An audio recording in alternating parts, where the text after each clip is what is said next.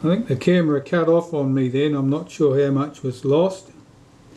I was just saying that it's sometimes awkward to get these screws in because the screw diameter is just about exactly the same as the hole diameter in these little retainers.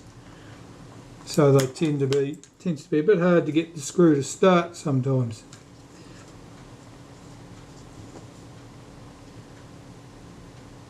Particularly when you've sort of got to position the screw in place, stand it upright, and then come in with your screwdriver and pick up the head of the screw and run it in. Sometimes it doesn't all come together for you. That looks good. Now I've got some screws that I need to help me align these components. When you're doing the same tasks repeatedly, it's often useful to make special tools to do special jobs. And here I've got 3 screws with the heads turned back on them so that they're just straight, they've got no head on them, they've just got a slot on the top. I can use them to line up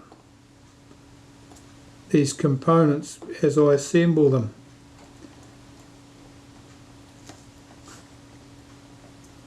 You can see that threaded hole doesn't look like that square, to tell the truth. Never mind.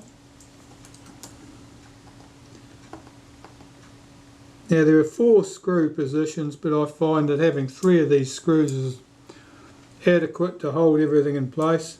And this just helps hold this shim, or that I'm going to put in place in a second.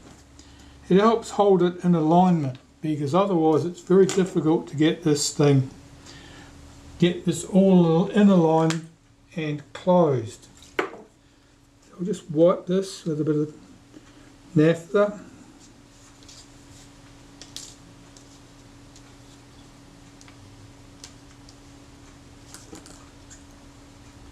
Right, this only goes on one way.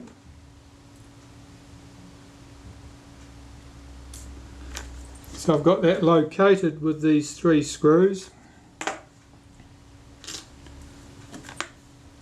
The last of the control pieces goes on here. This couples to the camera and it couples to the aperture diaphragm on the lens itself. This ring goes on here.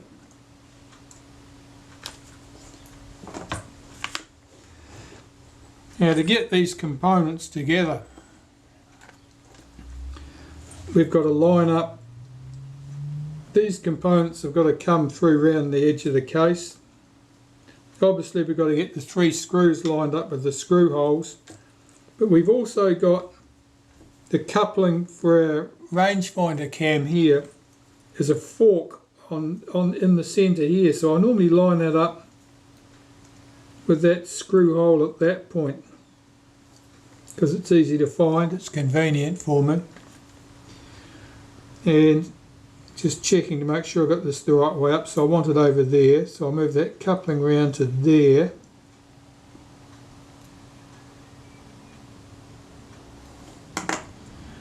And lower this into place without disturbing anything.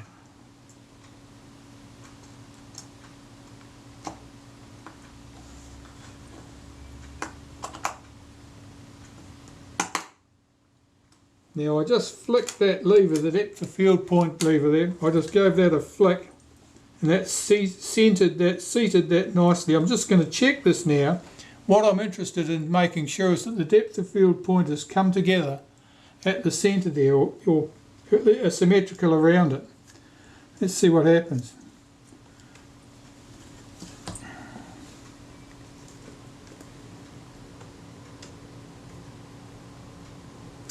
Looks to me like one of them's out.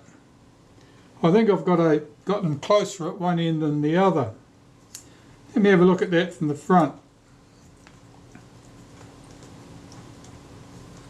Oh, definitely. So I've got one of them as one tooth out. So I'm just going to have to shift things across.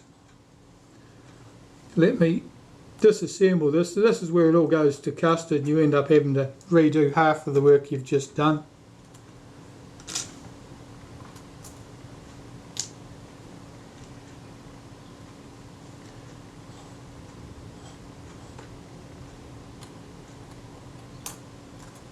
Oh, it probably happened at that stage, I'd say. Let's get that cam seated in position.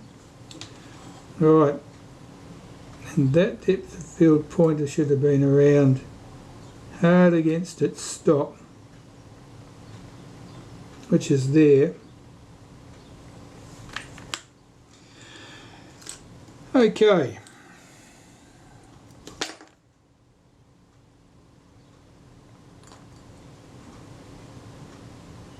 What happens is effectively while you're trying to wriggle these pieces in place, you just lift this slightly, it skips over a tooth and you're not where you expect it to be.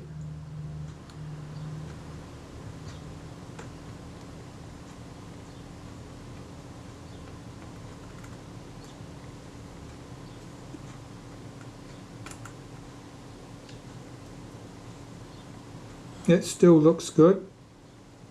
Get my spring reattached.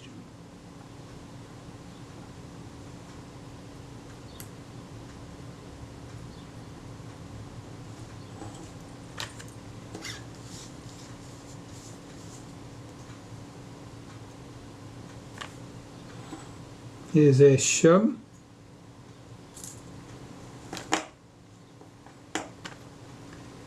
And the control ring. Make sure my focus scale is in the correct position to line up my depth of field pointer. No, not my depth of field, my rangefinder coupling. Drop this over the top.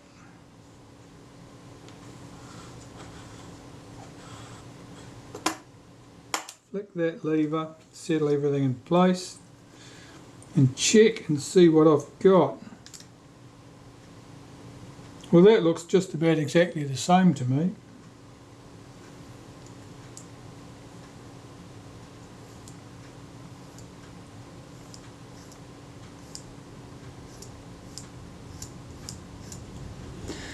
So I'm going to have to think about that one and which one is it I'm trying to move. Well, they're definitely out of sync.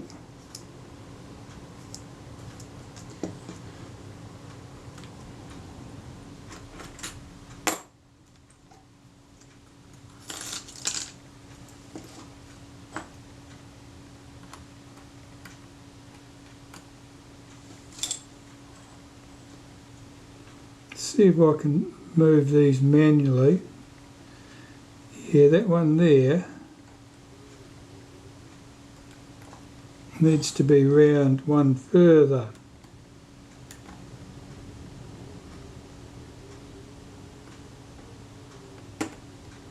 Let's try that.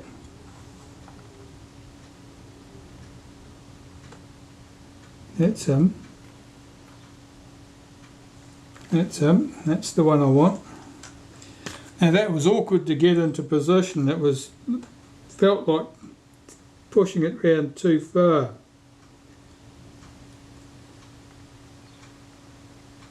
Get this seated in position.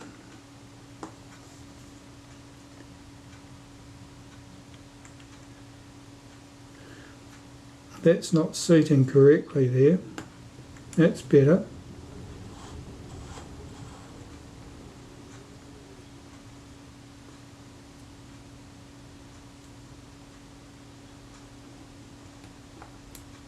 These are always a little bit awkward. This one's just being exceptionally awkward. Get that in place. Put that control ring in place. Check that my focus connection is where I want it to be for the rangefinder, which is there. lower this into position.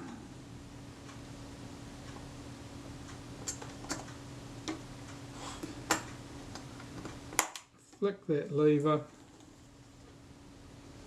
That lever sort of gets caught underneath because it's right up against the stop. So what I'm interested in now is my depth of field pointers.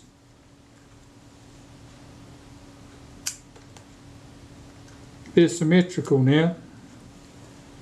They're symmetrical about the centre. Yeah, I don't know whether you can get to see that. See if this thing will focus. Yeah. And they're nice and snappy in their action too. Okay, well that's all good. I can put the screws in the back of that. There are 3 plain screws. One of them's got a bit of red paint on it, and that red paint has suffered in the wars and would need to be repainted anyway. We'll do that. So because we only had 3 screws to align this at the back, it left one spot empty, so I could put a screw in straight away. Once I've got 2 screws in, the mount's held together now. I can't get into any deep trouble. It's not going to fly to pieces.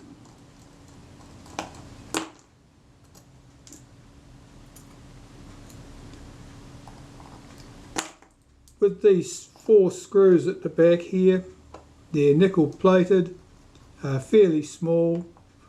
It's not uncommon for them to be a little bit worse for wear, particularly if someone has been incautious with choosing the correct screwdriver to use.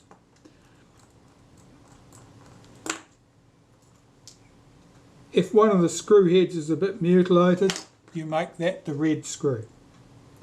You just make sure that that's the position. You put it where the red screw should be, clean the red paint off if necessary and use it somewhere else, and then put a daub of red paint over the ugly screw. No one's any the wiser, it's all good. Okay, so that's good, that's our mount, that's all sorted out. And this has to go back in, this focus mount has to go back in. The rear group, we'll just put that in last of all, I think. So,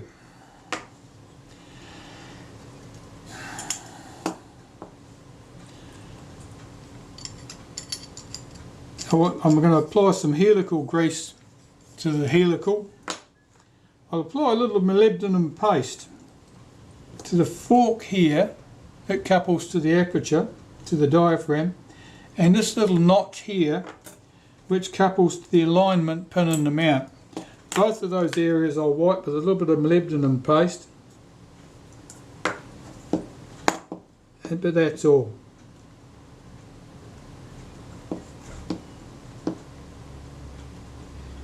Both of those notches have got to be lined up when I get this into the body.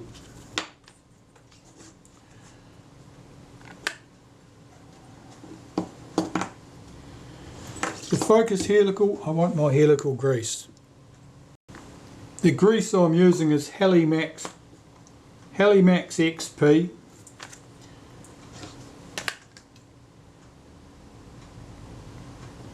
And you can get it on the internet. Probably multiple sellers. It comes in little pots and a little bit goes a long way. I just put a few spots around the perimeter.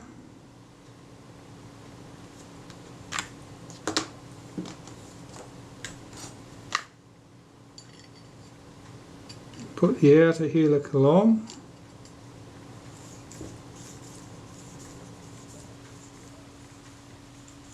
Run that backwards and forwards just to distribute the grease evenly. Check that that's nice and smooth. That feels good. Now I've got to get this correctly coupled with the guide post and the aperture setting. With the aperture setting we can adjust our position of our aperture control from the outside, because it's a tab on the back here, couples through to the tab on the inside, and the tab on the inside I'm trying to get hooked over that. So let me see if I can get this done.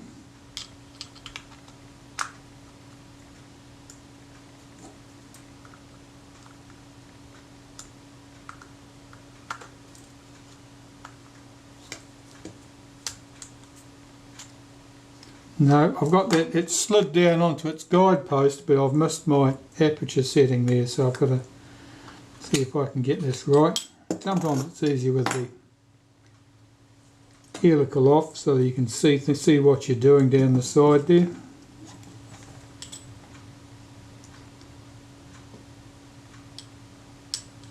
Where are we? So that's there and there. Okay.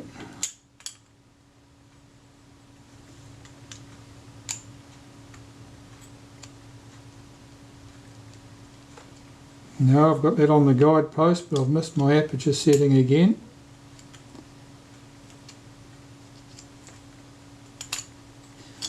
I'm going to cheat. I'll cheat by doing this. I'll hold the aperture setting open, shove a cotton bud into the diaphragm to hold it partly open. It may be shut down so far that the lever won't go around that far, you see.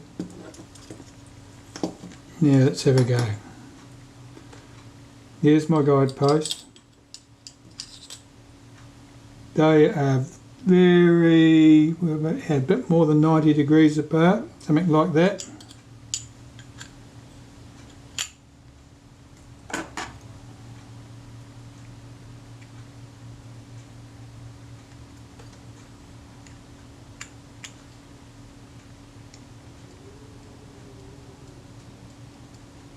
I think that aperture's correctly in the slot, so it is. Now see if I can get the lens lined up with the guide post. There it is. Okay, so I open the aperture up with this lever, which is on this side. Now this one here. No, it's not in place. Okay. It was there, but now it's not.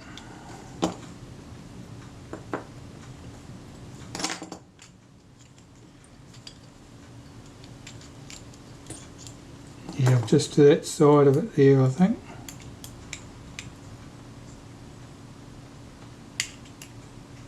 That's it. So the aperture control's dropped in,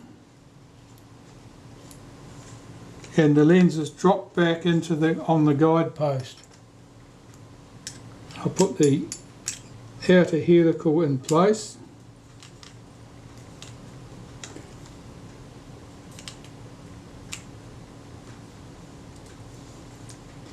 If I can get that to pick up the threads.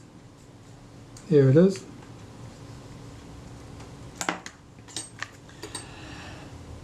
And while I'm holding this up in the air, because if I push this down on the bench, the brass part will just push up and I'll lose everything. So I'll put one of the washers in place and one of the screws that held things together.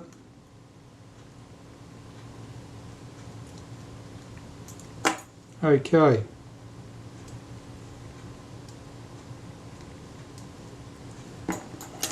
I'm just going to adjust the position of this because the ring doesn't want to go all the way around to the infinity position because the lens is as far back as it wants to go.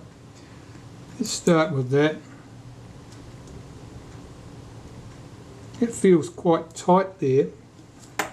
May just be that I'm locked down square, so we'll just put the other screws in place.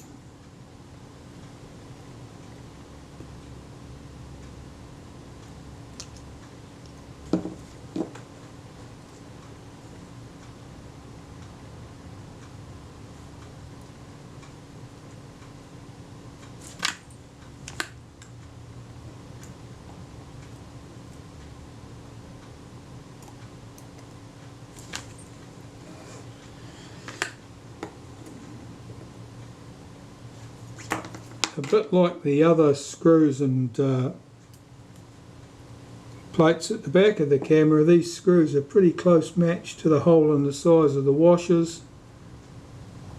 It's awkward getting the screws down through the washers and then lined up with the hole in the mount. And you can't put these washers on the screws and put them in place because the washers actually go right out into a recess on the mount.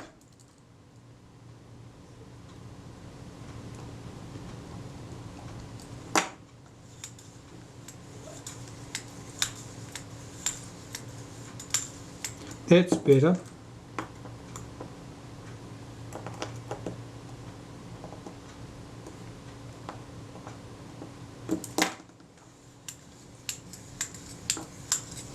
Okay, so there's our lens. The front group.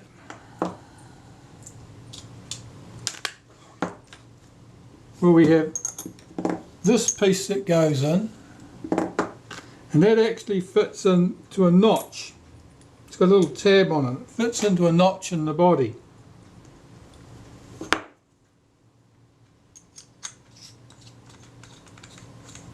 The lens just screws on. Of course, we've got 3 little grub screws which lock this in place equidistant around there, but that's just on. I've just got that up tight. I'm not going crazy doing that up because we need to come in and make our focus adjustment yet, which is done bit by bit and piece by piece. So our rear group, which I haven't cleaned yet, can go back in.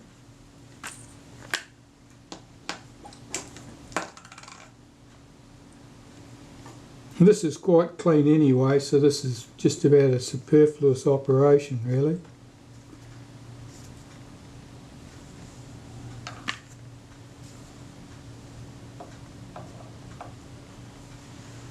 What's happened to my bulb?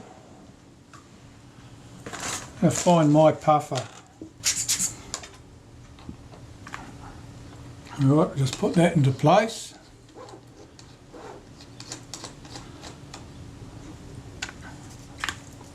We'll do that up with a friction tool. Clean the rear glass surface.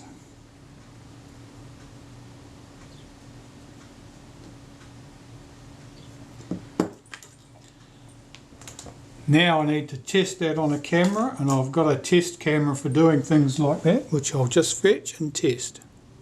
Well, as luck would have it, that focus is absolutely spot on right there. No special reason it should have been somewhere near. So I can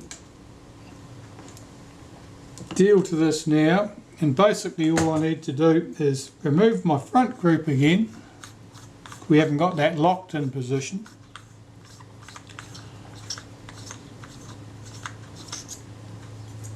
And our 3 screws and washers that hold our focus scale ring to the outer helical, I can just check to make sure that they are tight.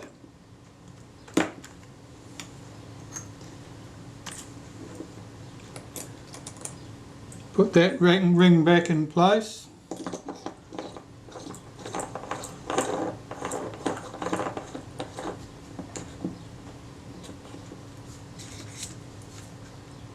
Run our front group back in place.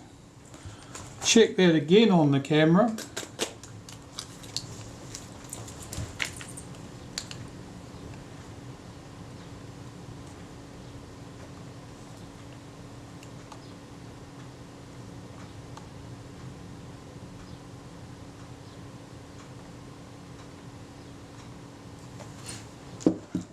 That's good.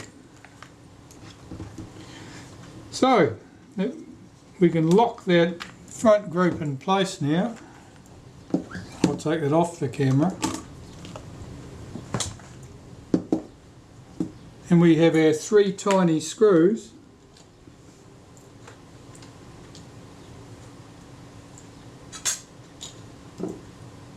which hold all this in place.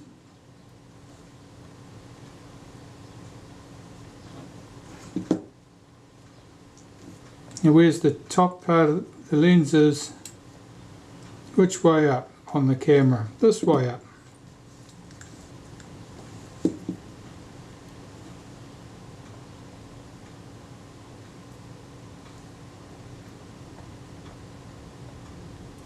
These 3 screws just lock into the serrations on that that ring that we saw before, and their sole job is to stop the front group from being unscrewed accidentally, which is what could happen if somebody had a particularly stiff filter or something of that nature.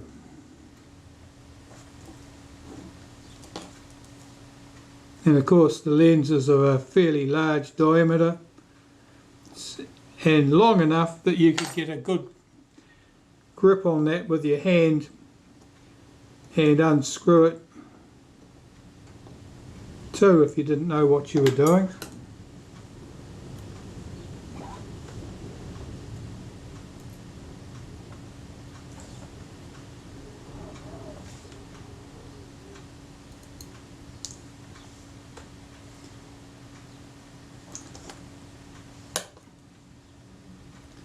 The wind is howling out there today, you wouldn't know it was December.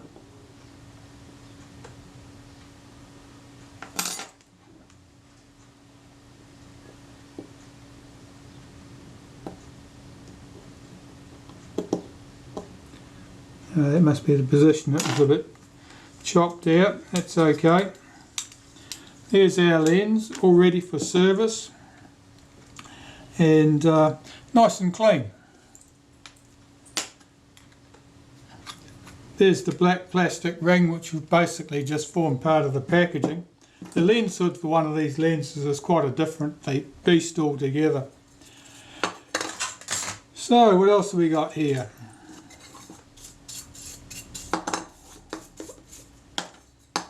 Well, there's the base of the bubble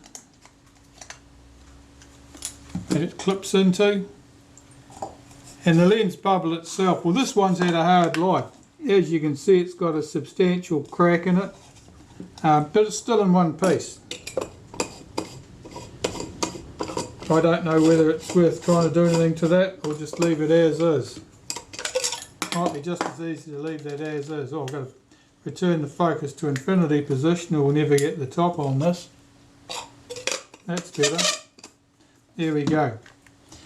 So that's my 135mm Schneider Kreuznach lens for a Retina Reflex S, 3, 4, Instamatic Reflex or Retina IIIS rangefinder. And if you've modified the mount on a Bessematic, it would work on one of those too. That's in quite nice condition. I think that's quite good. Now I see there's a slight crease in that aluminium piece there at the front. That's odd. I wonder whether it was dropped in its case and one of these fins has bitten into that. Suppose that's a possibility. We know the lens case has hit the ground at some stage. It's always a possibility that that's exactly what's happened. Anyway, thanks for watching. Now I know someone was going to ask if this isn't the 135mm f4 lens hood from Kodak, what was? Well actually it looked like this. This is what it looked like. And it was just a friction fit stuck on the front. And as you can see, it's a considerably deeper thing than this piece of plastic here. This particular one, it's got no grip at all. I would have to glue some foam or something on the inside of that to get that to stick there and stay. But that's what they look like. 135mm lens hood from Kodak.